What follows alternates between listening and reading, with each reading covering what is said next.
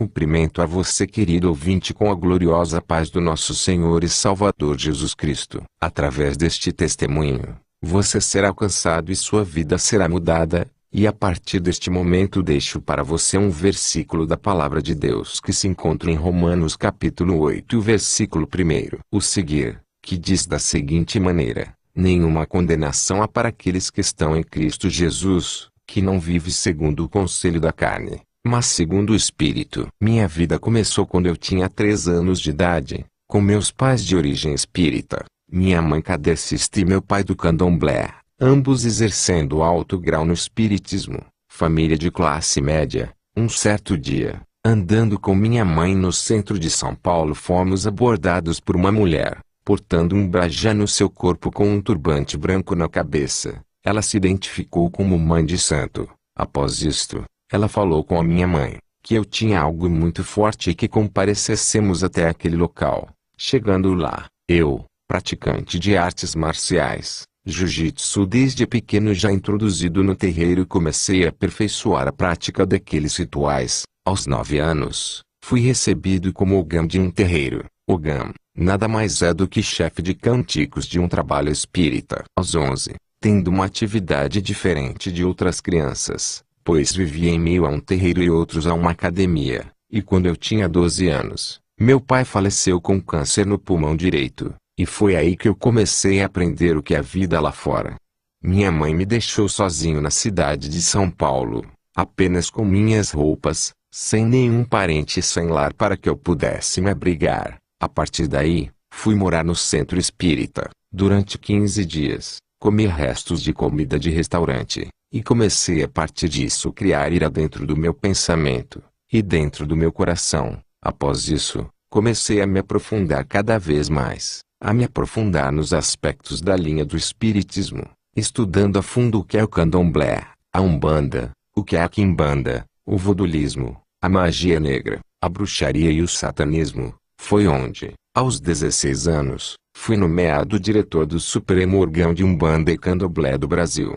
O presidente desta seita me ofereceu uma viagem à Bahia, e disse que era necessário ir naquela mesma hora. Arrumei aquelas malas e peguei o primeiro voo com destino a Salvador, Bahia. Lá chegando conheci uma mulher, e esta mulher nada mais era a mãe Meninha do Cantoar, aonde eu passei 120 dias trancado no roncó, deitado com banhos de sangue diariamente, banhos de orixá Alaque, que nada mais é do que água de canjica, banho de abox, que significa banho de plantas podres dentro de um vidro. As minhas costas foram cortadas para implantação de sangue de animais, como de bode, de boi, de porco, foram vários cortes. Ela disse a mim para raspar, para que eu pudesse catular e pintar a minha cabeça. Aceitei aquilo na mesma hora. Eu só sairia dali pronto para enfrentar qualquer tipo de adversidade que o mundo pudesse colocar à minha frente. Nestes 120 dias não podia realizar, não podia levantar, nem ir ao banheiro. Todas as necessidades fisiológicas eram realizadas naquele quartinho 4x2. Os vermes orgânicos daquelas oferendas postas sobre a minha cabeça, e no meu corpo também. Ao completar os 120 dias, levantei para ser um babalorixá, um pai de santo. E foi daí que eu comecei a me envolver com pessoas e mais pessoas influentes, como senadores, deputados, e governadores, artistas, e cantores, e pessoas de alto nível social, e também pessoas de nível baixo que me procuravam. Comandava terreiros no Rio de Janeiro, na Grande São Paulo, e no interior do estado. Foi quando o inimigo da nossa alma chamado Satanás chegou a mim e disse, se eu queria mais poder, e automaticamente eu disse sim. Eu respondi a ele, afirmando aquela questão que ele havia me pedido, e ele me disse que, se eu pudesse trocar a minha alimentação a partir daquele momento, para que meu organismo pudesse acostumar-se com carne humana, pois eu teria que violar 16 cachorros para comer carne humana, e ter mais poder. Foi onde, eu e a minha comitiva de médiuns fomos até o primeiro cemitério, pois, os corpos eram analisados antes de serem violados. Naquela noite, indo em direção ao cemitério, tiramos a primeira urna para fora, e o semblante daquela pessoa estava abatido, o rosto fechado. Colocamos o punhal sobre seu estômago, e tiramos as vísceras, e comi. Meu organismo rejeitou, e eu expeli aquilo para fora, e naquele momento ele me disse, coma. Peguei do chão, e automaticamente após aquilo, ele pediu para que eu arrancasse aquele crânio daquele morto e coméssemos a massa encefálica, e bebemos o sangue do crânio e sucessivamente até chegar na 16ª pessoa. Foi eu analisar no velório desta última vítima que eu questionei o povo que eu acompanhava. Aquela esquife não chorava. Eu notei como Jesus também ao ver aquele esquife passando, e barrou a passagem daquele povo, e ordenou que o jovem que estava nela se levantasse e voltasse à vida. A partir daquele momento, Deus já estava dando ordens aos anjos a respeito da minha vida. Foi quando, naquela mesma noite, eu mais alguns daquela caravana, e entrando no cemitério, e desenterrando a última urna, que o Satanás havia pedido. Ao abrir a urna, eu me deparei com o semblante daquela moça que estava alegre, e não estava abatido, nem triste como os demais. Ela não portava crucifixo, e nem terço. Foi quando uma voz, como a voz de muitas águas, aonde os seus olhos estão sobre toda parte, pois são como chamas de fogo, chegou a nós e disse, homem, lhe dou uma ordem, feche esta urna, e a enterre novamente, porque nos meus ninguém toca.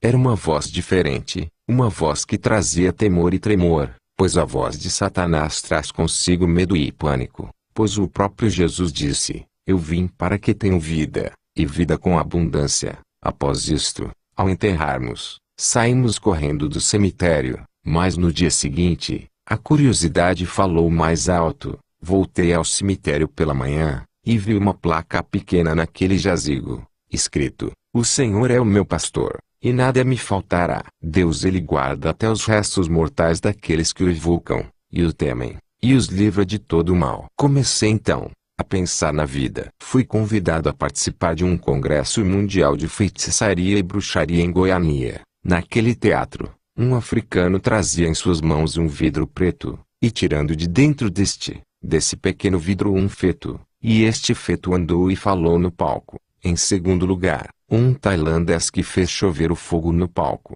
e em terceiro um chinês fez a sua imagem ser refletida em vários fragmentos de um espelho quebrado, e eu fui nomeado quarto ex-bruxo do mundo, pois mostrando uma maquete da cidade de Goiânia. Durante 45 minutos a cidade ficou em blackout, e somente aquele palco tinha luz. Fui declarado nesta convenção como sexto ex-feiticeiro do Brasil, mediante muitos que haviam naquele lugar. Voltei para São Paulo. A minha vida começou cada vez mais a ser perseguida e influenciada por Satanás, e diariamente acendia velas e mais velas para caboclos, exos, baianos, e outras entidades, que pelas quais eram principados que haviam naquele lugar. Cuidava de 126 imagens, mas o salmista Davi disse, no Salmo 115 a partir do verso 2 a seguir, que tem olhos, mas não veem, tem boca, mas não falam, tem nariz, mas não cheiram,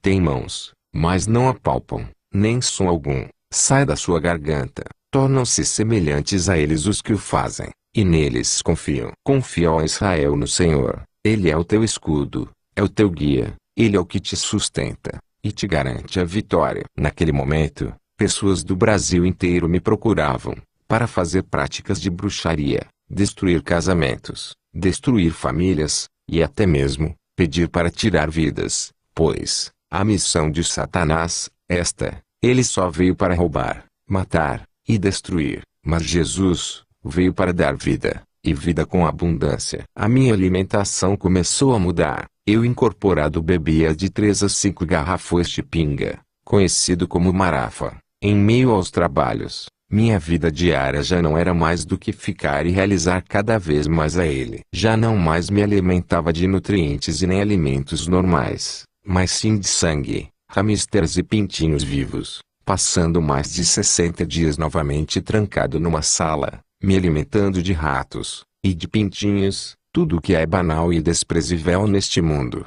É isto que Satanás faz, com a imagem e semelhança de Deus. Em todos os trabalhos, levitava de 3 a 7 centímetros do chão, e aos findar dos trabalhos daquelas gira no terreiro, eu caía no chão muito debilitado, Foi quando Satanás se dirigiu à minha pessoa e disse: "Você quer que eu abra portas?" Eu disse sim, e aí eu me ingressei na carreira de segurança pessoal, trabalhando com cantores famosos, como Zezé de Camargo e Luciano, Cristian e Ralph, Fábio Júnior, e numa das turnês, eu estava no palco acompanhando esta dupla e passei mal. Fui levado ao hospital, Albert Einstein de São Paulo, e foi quando eu acordei num quarto com uma junta médica, olhando para mim, com vários laudos de exames. O médico dirigiu-se a mim e disse, que no raio-x da minha cabeça, acusou uma mancha, e foi elaborada uma tomografia, e esta tomografia ela foi uma tomografia computadorizada, e foi constatado que havia um câncer em estágio 4, e eu teria 3 meses de vida. Ele me deu algumas alternativas como, enfrentar 18 cirurgias, fazer 25 sessões de quimioterapia, ou radioterapia, ou somente aguardar a morte. Disse-me também, que o meu globo ocular havia secado, e eu ficaria cego em breve, e que eu possuía uma enfermidade maligna crescente em meu estômago. O médico brincou comigo, e perguntou se eu tinha um plano, e eu respondi, de saúde doutor. Ele disse, não, funerário, você vai precisar de um. Eu pesava 125 quilos, e fazia 25 sessões de quimioterapia, e cheguei a pesar 40 quilos. Todo o dinheiro que eu ganhava no meio espírita acabou, pois, Satanás ele dá com uma mão, e tira com as duas. Mas, o nosso Deus, ele dá muito mais, vida eterna para sempre. Mas foi daí que eu comecei a questionar um pouco mais de mim. Eu morava numa mansão, e de uma mansão, morando em um quarto de 4 por 2,5, tudo o que eu tinha foi embora. Foi quando levado àquele quintal onde eu estava derramando pouco de água, passou um rapaz trajando um terno preto, e um livro na mão direita. Eu fui ao portão, e ao chegar ao portão, voltou atrás este homem e me disse, você é o Marcos? Eu disse sim. Ele disse ok. Eu vim lhe convidar para você vir comigo a uma reunião, e eu na mesma hora disse sim. Pedi que ele aguardasse, para eu mudar de roupa para nós irmos. Ao entrar naquele quarto, onde eu morava pensei, ele deve ser maçom. Só que Satanás chegou ao meu ouvido e me disse, vai preparado. E eu peguei o brajá, que é uma guia traspassada, e coloquei no meu corpo. E Satanás disse, que não era esta preparação que ele queria. E ele me levou a pegar uma arma que eu portava, pois eu era extremamente violento naquela época. Eu era segurança e andava com uma 7,65 na cintura, uma 44 magro nas costas, uma 12 repetidora, e uma Winchester 15 tiros. Levei a 7,65, mais 2 pentes municiados, e fui com o rapaz para o lugar que combinamos. Só me restava 2 meses de vida, e eu já estava cego. Cheguei à porta daquele templo, e o porteiro 4x2, 4x4, parecia um armário, olhou para mim, e me disse, com a sua mão estendida e o seu rosto com sorriso, a paz do Senhor, pois até então eu não sabia o que era paz, eu não sabia o que era tranquilidade. Ele notou que eu portava uma arma, pois aquele irmão era militar, e tinha experiência nesta área. Fui convidado a sentar na primeira fileira daquela igreja. Eu não queria sentar na primeira, e sim na última, e começamos a debater. Ele, tomado pelo Espírito Santo, pronunciou uma frase com muita unção e autoridade de Deus. Ele olhou bem dentro dos meus olhos e falou, sente na frente em nome de Jesus Cristo, porque há poder no nome de Jesus Cristo. Era um culto das irmãs do círculo de oração. De repente, eu escutei alguém chamando meu nome, e o som vinha da porta de entrada. Minha vontade era de sair dali correndo. Era uma irmã que estava pregando a palavra de Deus. Eu olhei para a porta e vi que não podia entrar na igreja, pois havia naquela porta 2 seres celestiais vestidos de branco, com lanças transpassadas de fogo em ambas as mãos. E ele só gritou para mim, atira nesta mulher. Coloquei a mão dentro da camisa e engatilhei a arma para atirar nela. Antes mesmo de eu sacar a arma, ela disse, moço, se você me matar agora, daqui vou para o céu. Mas e você? Para onde você vai? Quero lhe dizer uma coisa. Maior é o que está em mim, do que o que está no mundo. Agora, ela se baseou na primeira epístola no livro de 1 João capítulo 4 verso 4, aonde diz, filhinhos, sois de Deus, e já tendes vencido o maligno, porque maior é o que está em vós, do que o que está no mundo. Foi naquela mesma hora, senhores, que eu me senti como se estivesse imobilizado, e eu estava, pois nenhum só músculo do meu corpo se movia. E ela começou a falar tudo a respeito da minha vida, do meu passado, do meu presente, e coisas que viriam ao meu futuro. Eu argumentei comigo mesmo. Esta mulher deve ser uma macumbeira de mão cheia. Imaginei que eu e ela juntos poderíamos ganhar muito dinheiro, mas, mal sabia eu que era, eu que estava saindo das garras de Satanás, e entrando nos átrios de Jesus. Ela fez um apelo para mim naquele momento,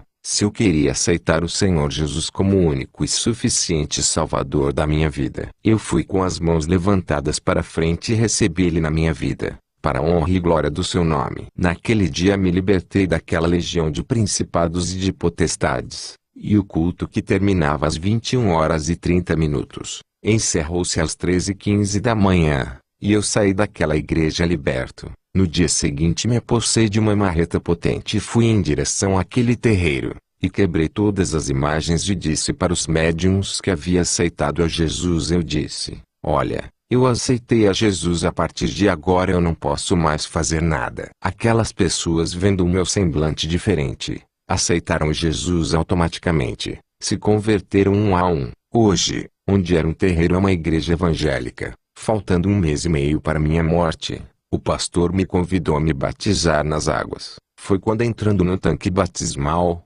Satanás me disse: sai destas águas, pois eu tenho o dobro de tudo isto para lhe dar. E eu disse: não, a partir de agora eu tenho o direito da vida eterna. Não importa se a carne vai morrer, importa que meu espírito vive eternamente. Ao sair da imersão naquelas águas, vi um anjo em minha direção e disse para mim: a partir de hoje faço promessa de vida eterna à sua pessoa. E eu disse: amém. No dia seguinte fui para São Paulo desanimado. Eu quero lhe dizer uma coisa. Se você pensa que tem 3 anos com Jesus e as outras pessoas têm 3 meses, e aquela pessoa tem sido mais rápida abençoada pela mão do Mestre, mas você está dizendo, parece que Jesus para ele está adiantado, mas para mim está atrasado. O que chega adiantado e atrasado é Satanás. Deus chega na hora certa e no momento certo para te dar a vitória. Eu quero lhe dizer uma coisa.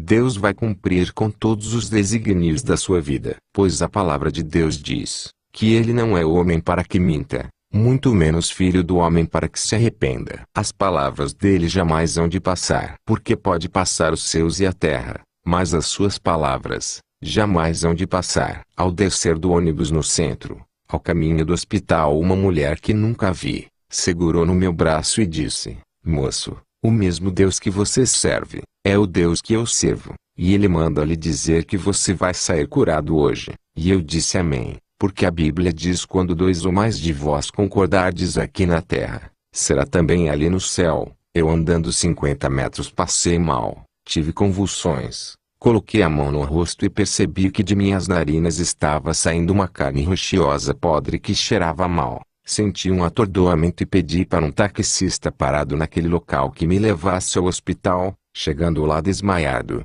acordei com os mesmos médicos que haviam comentado a respeito da minha doença, e eles com outros laudos, tirados daquela hora, com olhares perplexos e indagativos, me falaram que eu não tinha mais secreção, nem raiz, nem coágulo, e nem tumor, não estava mais cego, e não tinha nada no estômago. Foi quando o diretor da junta médica olhou para mim e disse: que remédio eu havia tomado. Automaticamente eu lhes falei que o meu remédio era Jesus Cristo, e citei o Salmo 37 verso 5, que diz da seguinte maneira: entrega os teus caminhos ao Senhor, confia nele e o demais ele fará. E eu fiz um apelo àqueles médicos, e todos se converteram, e receberam o Senhor como Salvador de suas vidas. Nesta hora, você, amado e querido ouvinte da Palavra de Deus, eu quero dizer uma coisa para você. Não importa o tamanho do seu problema, não importa qual é a doença que você esteja, pois eu quero te apresentar um advogado,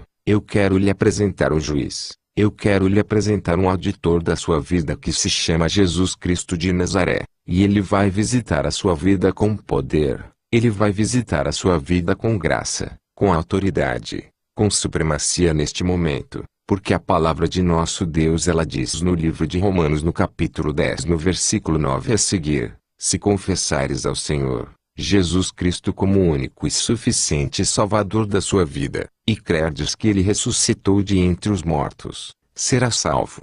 E para que você tenha esta salvação, eu quero orar pela sua vida. Quero lhe dizer uma coisa: se for um problema financeiro, se for um problema dentro do seu lar, se for um problema dentro do seu trabalho, Jesus Ele está aí com você neste momento. Ele está na tua casa, Ele está no seu trabalho, Ele está neste hospital, Ele está na sua igreja. Eu quero que você curve a sua cabeça, e eu quero lhe dizer uma coisa: há solução para o teu problema. Senhor, venha neste momento alcançar esta vida, porque tu conheces o coração destas pessoas que estão ouvindo este relato, este testemunho. Pai, vai ao encontro desta vida neste momento. Senhor, se for um problema financeiro, que o Senhor venha resolver agora. Senhor da glória e da graça, venha resolver este problema sentimental desta pessoa. Ajuda, esclarece, Pai, aplana os caminhos desta pessoa, porque esta pessoa está aceitando o Senhor como o único e suficiente Salvador da sua vida. Escreve o nome desta pessoa no livro da vida.